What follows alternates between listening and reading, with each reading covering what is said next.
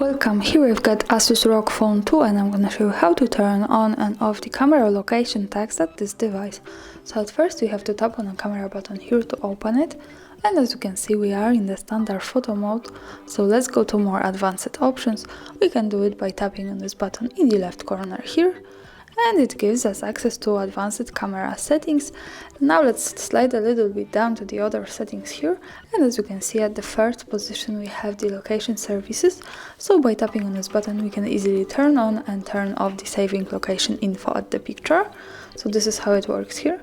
Also, the important information is that to make it work correctly, when we really want to save the location of our photo, we have to be connected with the internet, for example with the Wi-Fi, and we have to turn on the location of this device. So remember about these two parameters to really save the location of your picture. And for now I'm going to keep turning it on to show you how to check the location of the picture. And let me take a photo.